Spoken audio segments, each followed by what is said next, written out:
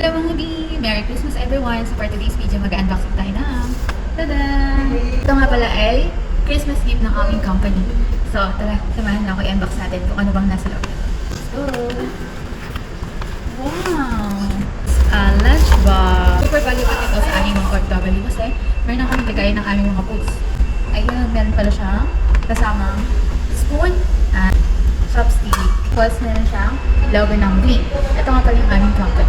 Open natin kung ano yung may laman. So, ayan siya. Naka-separate yung lagay ng food at yung rice. Thank you so much sa aming company. Super blessed. So, it means a lot from us na mga empleyado. Be thankful sa mga nagbibigay ng regalo sa inyo at sa mga nakakatanggap ng regalo. Maliit man sa iba, pero malaking bagay na sa atin. Actually, mga me, this is not a last time na nagbigay ng Christmas gift ng aming company.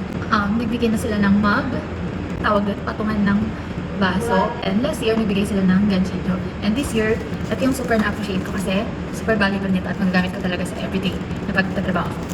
And pinipwede ko palang lahat na Merry Christmas and Advance Happy New Year! Hindi naman kailangan ng maraming handa sa ating hapagkainan. Ang mahalaga ay sama-sama, salo-salo at malusog ang bawat isa. Yun lang. Enjoy your holidays. Keep safe.